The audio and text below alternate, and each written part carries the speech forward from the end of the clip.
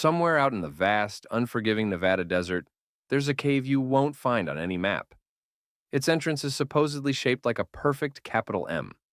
According to the man who found it, just getting close is enough to make your entire body vibrate with a strange, terrifying energy. That man was an experienced hiker named Kenny Veach. When he shared his story online, people were either fascinated or called him a liar. Goaded by commenters to go back and prove it, he accepted the challenge. He walked back into that desert and was never seen again. This is the story of his final journey, the bizarre clues he left behind, and the enduring mystery of the M Cave. Section 1: The Adventurer and the Anomaly. Kenny Veach wasn't your average weekend hiker. By 2014, the 47-year-old was a seasoned outdoorsman, a self-proclaimed daredevil who'd spent over 2 decades exploring the treacherous terrain of the Mojave Desert. Online, he was known by his YouTube handle, Snake Bitmg, a nod to his habit of handling rattlesnakes just for the thrill of it. He often hiked alone, pushing his limits and venturing where most people wouldn't dream of going. His YouTube channel was a chronicle of these adventures, proof of his passion for the wild. But in late 2014, Kenny shared a story that was strange even for him. In a comment on a YouTube video about Area 51, he described something that had shaken him to his core. He wrote, "One time during one of my hikes out by Nellis Air Force Base, I found a hidden cave. The entrance to the cave was shaped like a perfect capital M. As I began to enter, my whole body began to vibrate. The closer I got to the cave entrance, the worse the vibrating became. Suddenly, I became very scared and hightailed it out of there." This was a confession of pure fear from a man who prided himself on being fearless. For someone who played with venomous snakes for fun, something about this cave was deeply unsettling. The story was electrifying. It spread like wildfire through online forums. Who was this guy? And what was this bizarre, vibrating cave he'd stumbled upon so close to one of the most secretive military sites on Earth? Section 2: The Dare and the Disappointment. The internet, being the internet, exploded with speculation, skepticism, and outright challenges. Many were fascinated, but plenty of others called him a liar. They taunted him, daring him to go back and get proof. They wanted video, photos, GPS coordinates, anything to back up his incredible claim. For a man who seemed to thrive on pushing boundaries, the challenge was impossible to ignore. So, in October 2014, Kenny set out to find the M Cave again, this time with a 9mm handgun and a video camera to silence the doubters. He filmed his journey and uploaded it to YouTube in a video titled M Cave Hike. The video shows Kenny navigating the rocky, empty landscape. But the big reveal everyone was waiting for never happened. He couldn't find it. The cave that had left such a mark on him was gone. He searched for hours, but the desert kept its secrets. The video was a letdown for his followers and only gave the skeptics more ammunition. The comments grew more critical. But among the taunts, one message stood out, a comment that has since become a legendary part of the story. It warned, "No, do not go back there. If you find that cave entrance, don't go in. You won't get out." Was it just a random person trolling, or a genuine warning from someone who knew something? Whatever the intent, it now reads like a haunting premonition. Section 3: The Final Journey. Kenny wasn't giving up.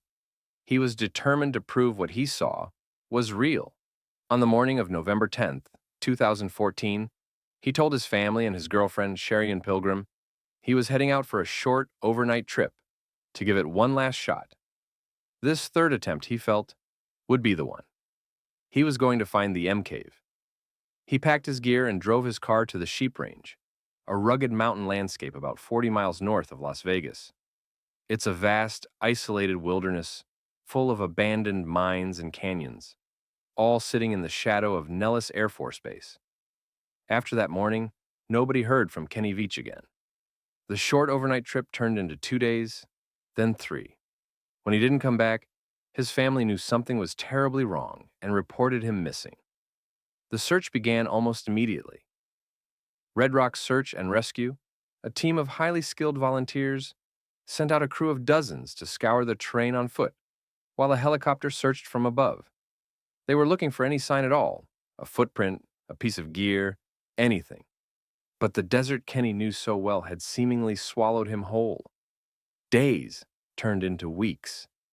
The official search turned up nothing. Section 4, a single, silent clue. Then, on November 22nd, 12 days after he walked into the desert, searchers finally found something. Near the mouth of an old vertical mine shaft, they spotted Kenny's cell phone. It was lying there in the dirt, right near a mine shaft, believed to be the very one he had filmed himself, standing next to in his M Cave hike video.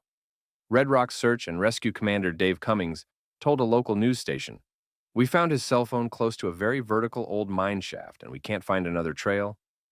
The discovery was both a breakthrough and a dead end. It confirmed Kenny was in the area he planned to search, but it gave no answers about what happened to him.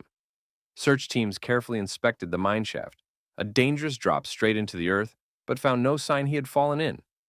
After finding the phone, his tracks just stopped. The official search was eventually called off. Kenny Veach, the expert adventurer, had vanished, leaving behind only a bizarre story, a final video, and a cell phone lying next to a deep, dark hole in the ground. But the story doesn't stop there.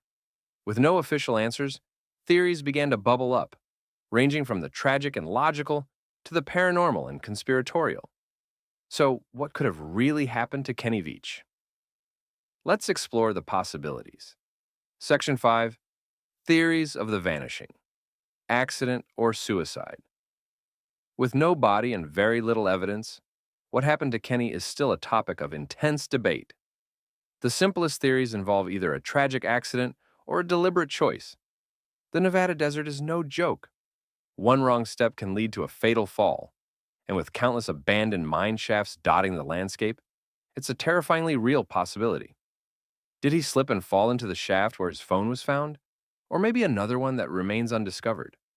Searchers didn't find evidence in that specific shaft, but the area is littered with them. However, a more personal and heartbreaking theory came from the person who knew him best. After he disappeared, Kenny's girlfriend, Sharian Pilgrim, posted a comment on his YouTube channel that revealed a side of him hidden from his online followers. "I want you to know," she wrote, "I do not think Kenny had an accident. I believe he committed suicide." According to Sharian, Kenny had struggled with depression for years, but refused to get help. He'd quit his job more than a year before he vanished, and was struggling financially. She remembered him telling her that if he ever decided to take his own life, "No one will ever find me." She also pointed out that he left his video camera at home on his final trip, which she took as a sign that he had no intention of filming anything. This theory paints a tragic picture of a man using his last hike not to find a mysterious cave, but to find a final escape in the desert he loved. Section 6. Theories of the Vanishing. The M Cave and the Unexplained. While the suicide theory is deeply personal and compelling, it doesn't satisfy everyone, especially those fascinated by the strange event that started it all, the M Cave. And this is where the theories get really weird.